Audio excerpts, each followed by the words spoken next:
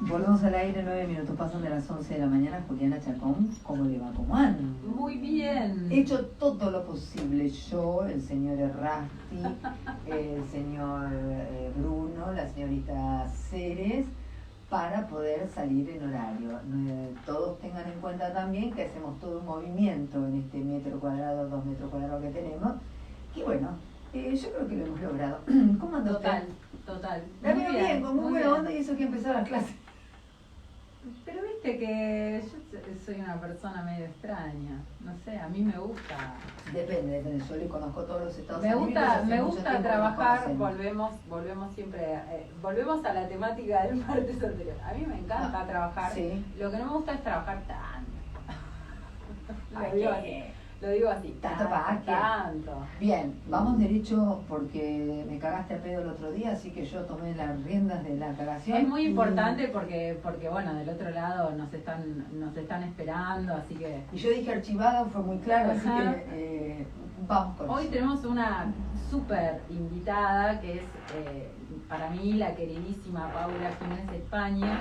Es poeta, narradora, psicóloga, periodista y astróloga. Son un montón de cosas. Un montón. Nació en Buenos Aires en 1969, publicó los poemarios Ser Feliz en Baltimore en 2001, La Casa en la Avenida en 2004, La Mala Vida en 2007, reeditado en 2019, que es uno que tenemos acá arriba de la mesita. Espacios Naturales en 2009, La Vuelta en 2013, Canciones de Amor en 2015, Paisajes Alrededor en 2015, Terrores Nocturnos en 2017, La Suerte, que es otro que está acá arriba de la mesa, en 2021, y este año El Cielo de Tuyita, hermosísimo libro. Me gustó muchísimo la tapa. En México también publicó la antología personal El Corazón de los Otros en 2015. Además de eso, está su libro de cuentos Pollera Pantalón, que fue reeditado varias veces, y su novela La Doble, que fue editada en 2018. También ese año publicó su compilación de ensayos La Cifra Mágica. En 2006 recibió el premio de poesía 3 de febrero. En 2007 el segundo premio de relato corto LGBT, lo voy a pronunciar como puedo. EGOAC, del País Vasco. En 2008 el primer premio Fondo Nacional de las Artes y en 2015 un reconocimiento del Premio Nacional del Ministerio de Cultura de la Nación. Fue traducida al inglés y al italiano. Participó en numerosos festivales internacionales. Como periodista colabora en Soy y Las 12, suplementos de Página 12 y con la sección Cultura de Clarín. Hola Paula, ¿cómo estás? Hola, ¿qué tal, Juli? ¿Cómo estás? Bien, acá feliz. Gracias por esta invitación. No, a vos, gracias por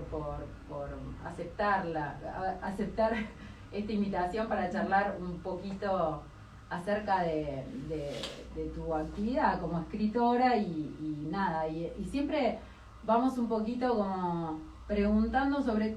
La primera pregunta es siempre, ¿cuándo empezaste? ¿Cómo empezó la literatura a aparecer en tu vida? Bueno, como literatura, por supuesto que ya en la adultez, ¿no? Pero, adultez, juventud, digamos, a los 20 y pico largos. Ahora, como escritura, desde la infancia.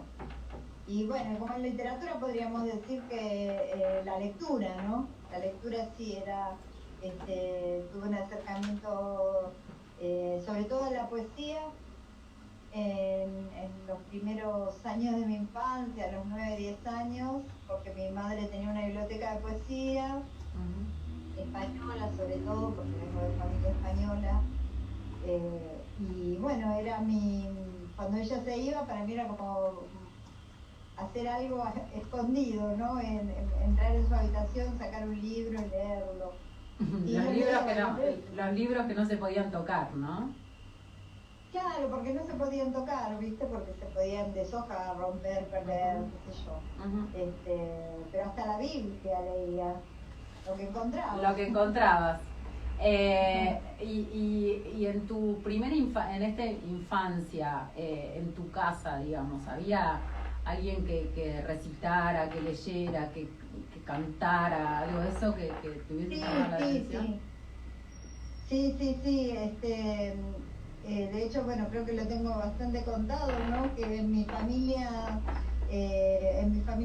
se hacían lo que se dice colmaos, ¿no? Como reuniones de los parientes españoles donde compartían el arte que hacían, ¿no? Que era cantar, recitar, tocaban instrumentos, pero eran instrumentos improvisados. Yo tenía un tío que hacía un instrumento con una caña a la que cortaba en un lugar, entonces bueno, la golpeaba contra una de sus palmas y eso producía un sonido hermoso. Y después otro que hacía como con los cubiertos sobre la mesa, también una percusión increíble. Bueno, cantaban y recitaban mucho, sí. Lindos recuerdos. Hermoso además, hermoso, como que dan ganas de irse, de viajar para ese lugar. Paula, ¿y después? ¿Qué pasó después con vos y la escritura, digamos, hasta llegar a esta adultez, ¿no? Y bueno, yo creo, viste, que también la poesía, siempre amé la poesía y la poesía en aquel momento que era una poesía rimada, ¿no? Con muchísima musicalidad. Pero también creo que fue como el recurso que me quedó porque era muy desafinada. Entonces, ¿cuál era la manera de cantar? ¿No? Busqué un sucedáneo de la música y fue a través de la poesía. Entonces ese fue como mi camino de salvación, digamos, durante toda la adolescencia, mi refugio, y después se transformó en otra cosa, ¿no? Después ya busqué un poco la profundización, el conocimiento y el ejercicio, el trabajo. ¿Cómo fue esa búsqueda, digamos, ya con tendencias a la profesionalización? ¿Lo hiciste sola? ¿Lo hiciste con maestros? Lo hice con maestros. Mirá, en principio fue con Dalmiro Sáenz, pero no era poesía, con él veía narrativa en mis 20 y pico. Después más grande hice algunos cursos en el Rojo, como con Daniel Molina. Paula, ¿sí? Ivana Jacob te saluda. ¿Cómo estás? Buen día. ¿Qué tal? ¿Cómo andás? Espera, Paula, porque vos estás nombrando a Dalmiro Sáenz y lo pasás como si me estuviera diciendo Cacho Castaña. Y me parece que, y lo estás diciendo en una etapa de tu vida muy jovencita. Me parece que esos escritores no pasan en la vida de una así. No, por supuesto. ¿Qué te dejó? Con ¿Qué pasó ahí? Dalmiro fue un antes y un después. Tengo todavía como muy frescas algunas de esas clases, algunas experiencias, ¿no? Con él, y era una persona bastante mágica, Dalmiro. Y de hecho buscaba, o sea, él fue el primero que me habló de Olga Orozco, por ejemplo. Y pequeña presentación. La luz es otra oscuridad o algo así, ¿no? Pero por ejemplo, si yo te pregunto, ¿qué en esas frases, en esa manera de hablar que él tiene, o ¿qué te dejó? ¿Qué cosa te quedó de él como imposible traicionar a la hora de escribir? Creo que siempre me quedó como la observación del detalle, ¿no? Como, más que el detalle, digo, como ir a lo mínimo de la escena, ¿no? El cuidado en la narrativa, no irte por los grandes lugares y los grandes pensamientos, sino como detenerme en las descripciones, ¿no? Entrar en esos personajes, qué sé yo, o sea, en mi caso en ese momento escribía como algo medio, no sé por qué, medio gauchesco, creo que porque había leído La Patria Equivocada de Dalmiro justamente y tenía esa influencia, pero también, ahora que lo pienso, el humor. Dalmiro tiene libros de humor como ese del espermatozoide, que ahora no me acuerdo cómo se llamaba, que a mí me había causado muchísima gracia, ¿no? Entonces, también es el sentido del humor de Dalmiro, era un tipo muy creativo. Y eso me quedó, y de hecho, yo en narrativa escribo humor, básicamente. Bien. Y después, ¿quiénes otros? ¿Quiénes fueron tus otros maestros? Bueno, también María Negroni, que también es una poeta enorme y una narradora enorme, ¿no? Y mi última maestra dentro de la poesía, Diana Velesi, sigue siendo mi maestra, aunque ya no tomo clases con ella. Pero bueno, con Diana entendí que me lo tenía que tomar en serio, ¿no? Algo pasó ahí que Diana hizo una diferencia. Me acuerdo que al comienzo yo le dije que pintaba y no sé qué, y es como que ella me dijo, bueno, acá, o sea, tenés que tomar como cartas en el asunto, ¿no? Como ponerte a escribir o ponerte a pintar, pero dedícate a una cosa. Sí, la vieja escuela, sí, la vieja... Pero en ese momento para mí fue fundamental, porque yo estaba muy dispersa y ella debe haber pescado eso, me parece, ¿no? Eso fue lo que me puso como en órbita, y me acuerdo que yo era joven y salía, qué sé yo, viste, por eso. Qué loca. Y yo la tenía a Diana, yo vivía en Caseros y yo tenía clases con Diana los miércoles a las 11 de la mañana. Y pasara lo que pasara, aunque me hubiera costado a las 6 de la mañana, estabas ahí. A las 11 estaba en Palermo tocando el timbre de su casa. Ese ejercicio de tener que cumplir, pero por pasión, a mí creo que me salvó la vida. Mi vida fue otra a partir de que Diana pudo como ayudarme a encauzarme, ¿no? En cuanto a la poesía. Todas tus búsquedas son, ¿no? Leyendo tu biografía, son interesantísimas, porque de algún modo van todas, hoy cuando nombraba todas tus profesiones, Ivana decía, son un montón, pero ¿consideras que se relacionan entre sí? Sí.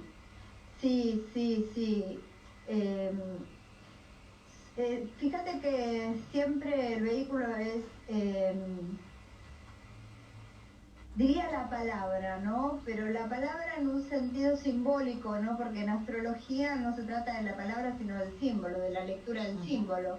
De todas maneras, la poesía también, ¿no? Hace algo con la palabra que no es simplemente palabra, ¿no? Es esto, el símbolo, el límite con algo, como,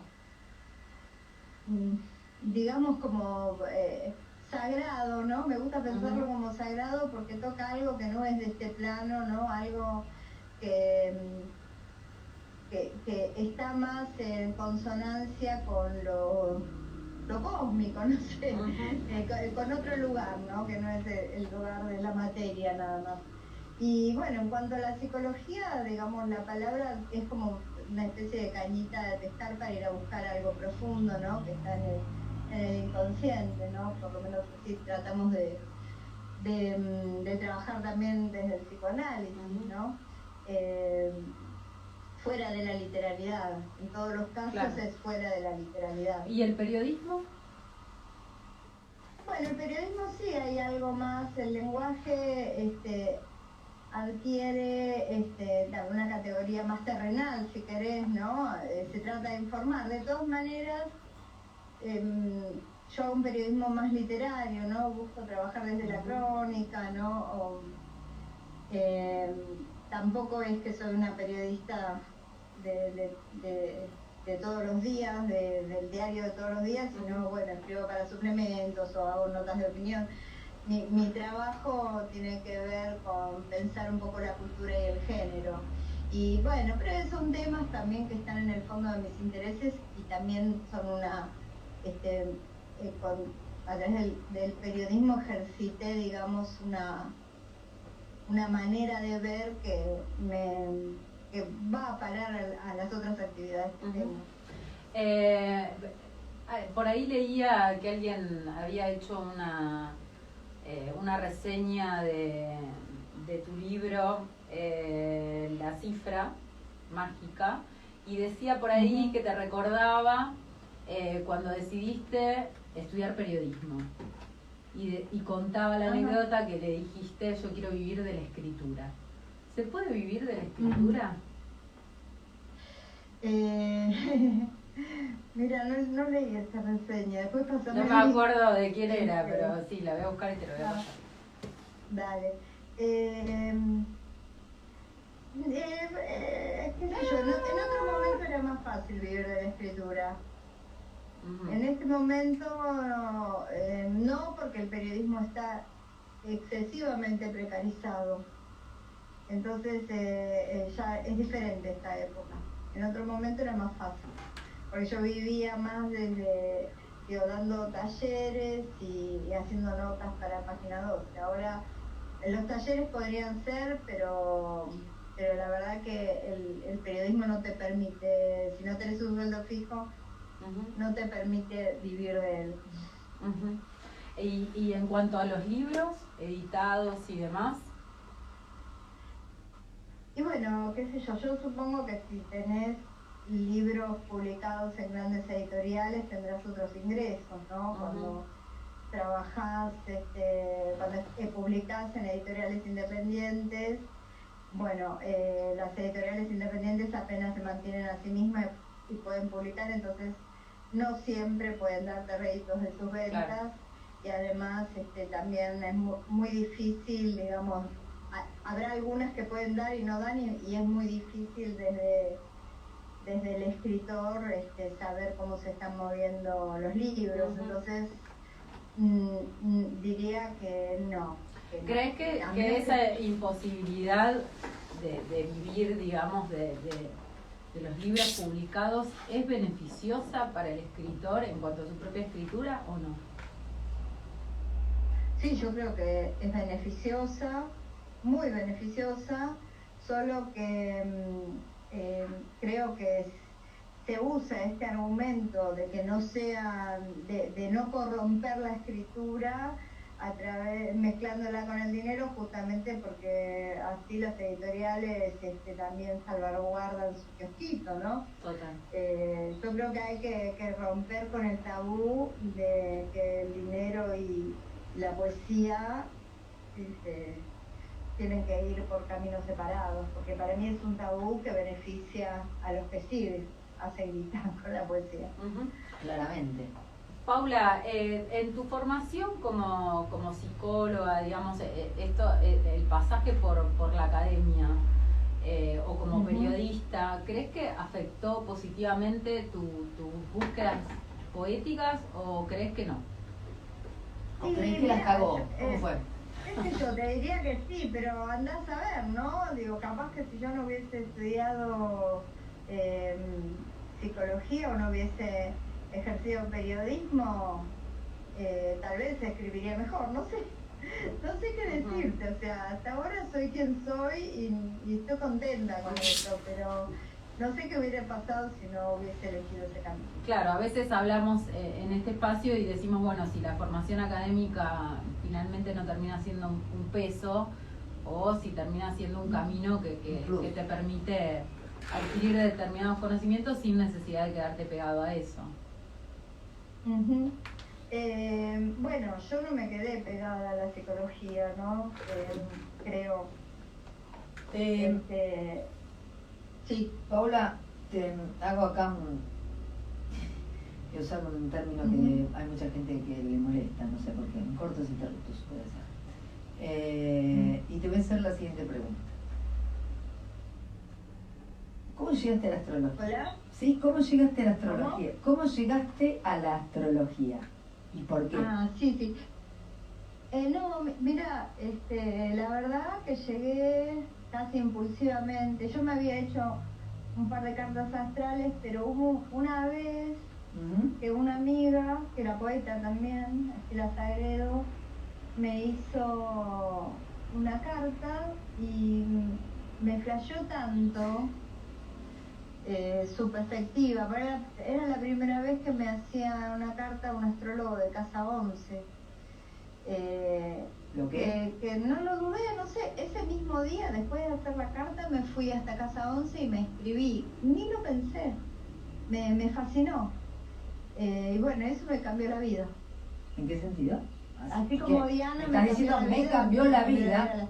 Me Me cambió la vida, no es cualquier cosa. ¿Qué significa? No, que me cambió la vida. Me cambió la vida. La manera de interpretarla. La manera de vivir, la manera de verla, la manera de sentirla, la manera de caminarla, ¿qué? Sí, todo eso. Sí, todo, porque es como incorporar una perspectiva diferente. La astrología es una perspectiva, sí, claro. Era una perspectiva muy diferente que la que yo había construido hasta ese momento. Hay uno de los libros de Paula que se llama La Suerte, es un librazo que está amarrado a la astrología. Bien. Por decirlo de alguna manera. No sé si es el verbo. Paula, pero además de escribir poesía, ¿no? Y además de hacer estas actividades que decíamos, escribís narrativa, y uno de los libros más reeditados y más leídos es Pollera Pantalón. ¿Qué te llevó a escribir esos cuentos? Bueno, creo que estar harta me llevó a escribir esos cuentos, porque esos cuentos los escribí a comienzos de los 2000, hace 20 años. Lo publiqué hace 10, pero los empecé a escribir hace 20 años. Y sí, harta te digo, ¿no? O sea, son cuentos escritos en clave de humor, pero totalmente feministas. Yo creo que he sido siempre una feminista, digamos, espontánea, ¿no? No es que era activista, no era militante, aunque siempre estuve cerca de las militantes desde los años 90, pero como mi feminismo se gestó adentro mío por cansancio.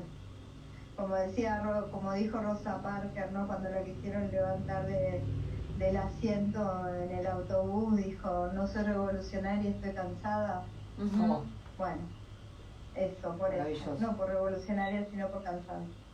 ¿Por qué tardaste 10 años en publicarlo?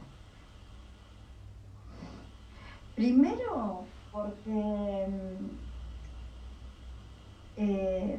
tardé mucho en corregirlos, y en los últimos cuentos sí, hay un par de cuentos que los escribí después, pero también creo que no había mucha posibilidad de publicar un material así, Totalmente.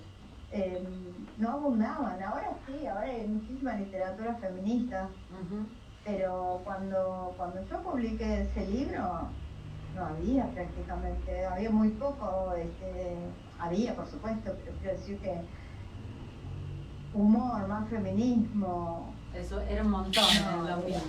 Era como, claro, entonces ahí me ofreció publicarlo La Mariposa Yeguana. Pero antes de eso, una amiga mía que se llama Serena, que vive en Barcelona, fue publicando los primeros cuentos dos de los cuentos de ese libro en fanzines que vendía en el subte de Barcelona.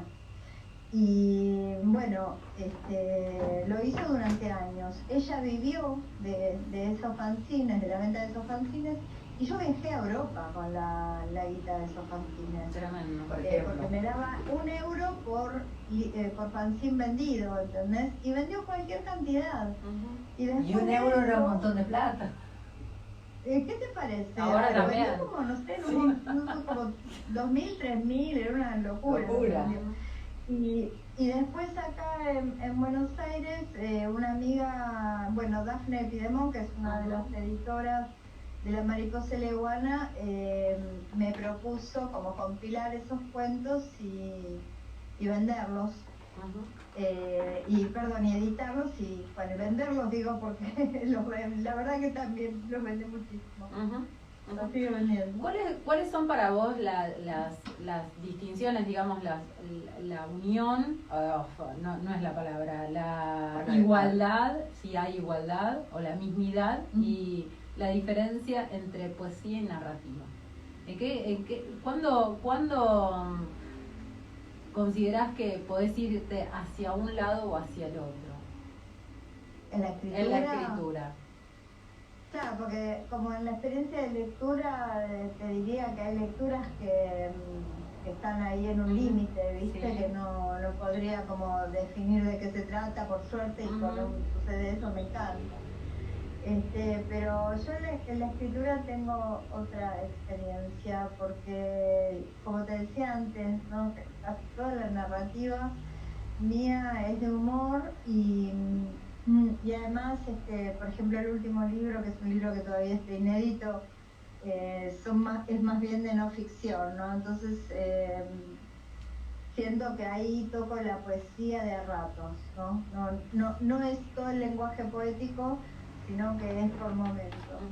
Ahora también hay una cuestión, ¿no? Cuando escribís poesía y también querés contar algo a través del poema, ¿no? Ahí también es la construcción de un registro que está en un límite a veces difícil de lograr, ¿no? Como contar algo y al mismo tiempo que el poema no se desequilibre, que sigue siendo un poema. Yo creo que siempre hay que trabajar, ¿no? O sea, que nada sucede de modo espontáneo, o cuando algo sucede de modo espontáneo, después a lo largo de una obra tenés que trabajar para mantenerlo, ¿no? Entonces, en mi caso, el límite no sé si está tan claro, pero una vez que logro un registro, trabajo para mantenerlo. En tu último poemario editado, El cielo de Tullita, aparece claramente esto de los poemas que también cuentan algo, ¿no? Sí. ¿Por qué se llama El cielo de Tullita? En la presentación vos dijiste, yo sé que es, en la presentación que yo vi virtualmente, dijiste, yo sé que es, como corrigiéndote, que es el cielo Tullita, pero el libro se llama El cielo de Tullita. ¿Por qué ese título? Es el cielo Tullita porque es uno de los cielos de la esfera Kamadhatu, que es como, digamos, para el hinduismo, el universo, ¿no? Que está compuesto de varios cielos. Dentro de esos cielos está el cielo Tullita, que es el cielo de los seres puros porque no han nacido todavía o porque están naciendo, ¿no? Entonces, bueno... Ya van a volverse impuros. Van a volverse impuros, claro. Y bueno, pero mi hija era muy bebé, y entonces yo pude observar, ¿no? Esa pureza en un ser. Claro. Y a partir de mi vínculo con ella fueron surgiendo la mayoría de esos poemas, y también extensivamente, yo como ahora estoy viviendo en una zona rural, yo vivía en la ciudad, esa conexión pasó también como a todos los habitantes de esta naturaleza que me rodea, que no es solo mi hija, ¿no? Están los zorzales, el colibrí, las flores, los gatitos, los árboles. Creo que esos son seres puros, esos seres puros no se van a corromper. Paula, el libro El cielo de Tullita está dividido en dos partes, Kamadhatu, y Warmayanai, no sé si lo pronuncio bien. Sí. ¿Por qué esa división? Bueno, Kamadhatu por esto que te decía, ¿no? Porque incluye los poemas, esos poemas están dedicados a la mayoría a mi hija, ¿no? Y uno de esos poemas se llama El cielo de Tullita. Y el otro, Otto, ya hablé como mi hija. Y el otro, no me sale ahora el nombre. Warmayanai. Sí, es un vocablo quechua que quiere decir ser amado o casamiento, depende, ¿no? Casamiento entre seres amados. Y en realidad busqué una palabra, o sea, es una palabra que aparece en uno de los poemas, en un poema que se llama Cusco, para hablar, digamos, de de lo que está arriba y lo que está abajo, ¿no? Como el casamiento entre los opuestos pero que van juntos, ¿no? O sea, los opuestos que van juntos hacia un mismo lugar. Y creo que, bueno, de alguna manera es una palabra que me lleva a los elementos de la Tierra, a las cosas que están juntas en la Tierra, o a las uniones magnéticas entre los seres de la Tierra. Y entonces también era una forma, ¿no? Por un lado el cielo, por el otro lado la Tierra. Creo que los poemas del final tienen más que ver con la experiencia de la Tierra, sí. Hermoso, hermoso. El cielo de Tullita, por favor, léanlo, porque es totalmente precioso. En tu poesía siempre, ¿no? En realidad, creo que en casi todo lo que escribí siempre se ve una búsqueda, o si querés, una mirada, digamos, budista, filosófica, ¿no? Como esto que vos nombrabas de la poesía como una experiencia con lo no material. En una entrevista el otro día decías como experiencia de lo espiritual o como rezo. ¿Cuál es tu perspectiva, teniendo en cuenta esta posición, cuál es tu perspectiva de la poesía actual? ¿Qué ves alrededor? Bueno, tener una sola perspectiva, digo, hay como mucha gente que está escribiendo, ¿no? Y hay diferentes registros que se están generando, entonces no puedo como englobar, ¿no? Yo particularmente tengo la suerte de trabajar con poetas que a mí me gusta mucho lo que hacen y que siguen trabajando como un registro lírico, ¿no? Y son poetas jóvenes y son poetas jóvenes, digo, están escribiendo, perteneciendo a una no están solos, digamos, en esa lírica, ¿no? Pertenecen a una generación, como decía Tamara Kamelsheim. Y después, bueno, sí hay como otra poesía que quizás es como más, tiene que ver más con las redes sociales, es un lenguaje un poco más ligero, coloquial o cotidiano, que no sé si me interesa tanto, depende, ¿no? Depende siempre qué poeta. Entonces, tengo como una mirada como diversa, no podría englobar todo lo que hay en una sola opinión. Hay cosas que me gustan mucho y hay otras cosas de las que me siento un poco ajena. Bien.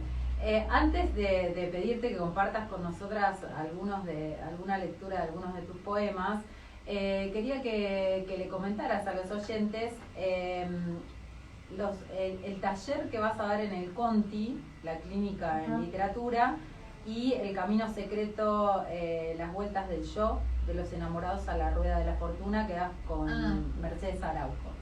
Contanos un poquito, por si alguien está interesado en hacerlo y demás. Bueno, sí, mira, son los dos proyectos en los que estoy trabajando ahora. Por un lado, la clínica de escritura en el Conti. Vamos a estar en este momento recibiendo proyectos. Hola. Uy, creo que... Hola, ¿se cortó? Sí, no, para él le están llamando para. A ver si vuelve a sonar. Paula, ¿estás ahí?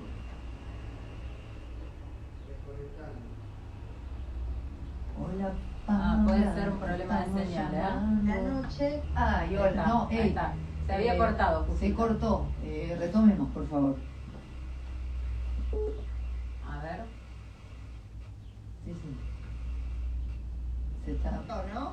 Se cortó recién, justito cuando empezabas a explicar, creo que la clínica del Conti, que estaban recibiendo proyectos. Bueno, básicamente vamos a estar recibiendo proyectos, vamos a seleccionar 12 proyectos en los que se va a priorizar el trabajo de experimentación con el lenguaje, pero también la búsqueda del sentido, ¿no? O sea, ese equilibrio tan difícil, ¿no? Pero que podría definir a la poesía que por lo menos a mí más me interesa. Por otro lado, con Mercedes Araujo ya desde el 2020 estamos trabajando en el Camino Secreto, Tarot y Poesía, que es un curso online. Ahora empezamos con otro de los módulos en los que tratamos de trabajar la relación entre los arcanos mayores del tarot y las poéticas que representan cada una de estas energías, ¿no? Como hay obras enteras, digamos, o hay poemas, o hay periodos en la obra de un poeta en las que se puede ver claramente cómo funcionan estos arcanos, ¿no? Qué sé yo, hay poetas que, digamos, trabajaron intencionalmente. Por ejemplo, Silvia Plath, para muchos de sus poemas sacaba una carta del mazo y a partir de esa carta escribía un poema, ¿no? O Olga Orozco, que tiene muchos poemas dedicados, ¿no? Como los Juegos Peligrosos, directamente inspirados en los arcanos del tarot. Pero hay otros que hablan, ¿no? Como, qué sé yo, Sor Juana Inés de la Cruz, desde la sacerdotisa, ¿no? Uno lee a Sor Juana y pensás en la sacerdotisa, por decirte a alguien, ¿no? Sí.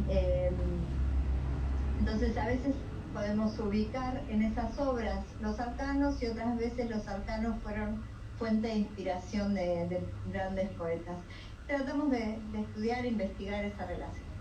Bien, los que quieran buscan, ¿no?, en el Conti la clínica en literatura, y para inscribirse en el Camino Secreto, Tarot y Poesía, las vueltas del yo, de los enamorados a la rueda de la fortuna, ¿cómo hacen? ¿Te contactan a vos? ¿A dónde pueden? Sí, se pueden contactar conmigo y también está el Instagram. Bien. El Camino Secreto, Tarot y Poesía. Perfecto. Bueno, no nos queremos ir sin que nos leas algunos de tus poemas. ¿Tenés alguno para compartirnos? Claro, por supuesto. A ver, podría ser... A ver, bueno, podría ser El cielo de Tullita, el que le da el nombre al libro. Sí. Dice así. Una monja budista enseña hoy a ponerse de pie sobre el tatami sin apoyar las manos. Siendo una con su respiración, enfrenta las dos palmas a la altura del pecho y eleva así su espíritu para que sea seguido por su cuerpo. De este lado de la notebook veo a Victoria doblando sus rodillas hacia atrás y maniobrando las piernas y los pies sin pedirle aprobación ninguna al resto de los huesos. Sé que a la larga perderá este don, la fluidez con que cada falange le permite caer al piso casi sin lastimarse. Tampoco su cabeza, estoy segura, fue invadida por dolorosos pensamientos. Por sus fosas nasales, con naturalidad, pasa el oxígeno igual que baila el viento entre el ciprés y el tilo y después cruza ventana adentro a nuestra casa. Para esta clase dirigida a los suscriptos del canal de YouTube, ¿podría mi hija servir de ejemplo idóneo sobre el arte de erguirse sin ayuda? Como la monja, tampoco tiene pelos en el cráneo, apenas una sombra castaña que planea sobre su coronilla como un pájaro. No quiero presumir, pero a veces a mí me hace parecer que recibiera desde la inmensa esfera Kamadhatu señales de pureza del cielo de Tullita. Es precioso. Yo sé que estás re apurada porque ahora tenés que trabajar y te pediría 100 más, pero bueno, te quiero agradecer profundamente que hayas aceptado esta invitación Y nada, lean a Paula porque es tremenda escritora y poeta. Mil gracias, Paula. Gracias, Juli. Un abrazo grande, Paula. Muchísimas por la gracias. invitación, me encantó. No, un placer tenerte así, desde el otro lado del teléfono, un placer tenerte en el estudio. Muchísimas gracias. Bueno, un abrazo enorme. Un abrazo. Tenemos que decir algo, Juliana. ¿Quién es Paula? Paula Jiménez España es mi maestra. O sea, para mí es como un mimo a mí misma invitarla y charlar con ella. ¿Y cómo llegaste? ¿Cómo llegué? Llegué porque por Claudia Massín. ¿Y Claudia Massín Claudia cómo llegó? Massín es muy amiga de Paula Jiménez España y bueno, las dos son discípulas de Diana Vélez y demás. Bien. O sea que tenías que estar ahí. Tenía que conocerla, Paula, tremenda además. La verdad que como maestra es... Paula, ¿estás ahí todavía? Sí, estoy. Escuchame una cosa. Gracias, Juli. Necesito Me hacerte... encanta trabajar con Juli, tengo que decirlo. Bueno, yo necesito... Gracias. Bueno, mira qué lindo. Yo necesitaba hacerte una preguntita. Yo me voy. Necesitaba hacerte una preguntita acá, porque bueno, nosotros con Juli venimos trabajando hace mucho, nos conocemos desde que tenemos uso de razón, pero además en la radio venimos trabajando hace mucho tiempo, hemos compartido diario, ahora compartimos una revista digital, o sea, hace mucho tiempo estamos en el camino de la escritura. Desde distintos lugares, pero a las dos nos gusta muchísimo y además a mí me gusta muchísimo la literatura y muchísimo la poesía también. Yo tengo la absoluta convicción de que es una excelente escritora, excelente poeta, excelente narradora. Y es como que siento que le cuesta un poco compartir todo lo que escribe y todo lo que produce. Y que es una rácana, pues ya se lo dije, que lo tiene que compartir. Vos que sos la maestra, Y ¿opinás la lo mismo verdad que yo? Sería buenísimo que lo compartiera porque es muy lindo lo que hace. Es muy, me encanta a mí, Juli, es muy lírica, es profunda, es todo lo que yo decía que a mí me gusta en un poeta. Bueno, listo. No, sé que tu palabra va a tener mucho más peso que la mía, te agradezco profundamente el acompañamiento. Te mando un abrazo grande, muchísimas gracias. Bueno, Paula. Ivana, un abrazo. Un abrazo grande. Gracias, Paula, un abrazo gigante. Bueno, dicho esto, habrán escuchado, es la profe de una grosa, la Paula Jiménez de España. Igual dijo, no sé qué, tengo todo el antepasado de español, y sí, Jiménez, España. Léanla porque es tremenda poeta. Léanla y en algún momento, bueno, le pegaremos una patada a Juliana y podremos empezar a leerla a Juliana como corresponde. Señora, un placer, como siempre. No, por favor. 52 minutos 3 pasan de las 11 de la mañana, pasó la señora Juliana Chacón en Kilómetro Cero.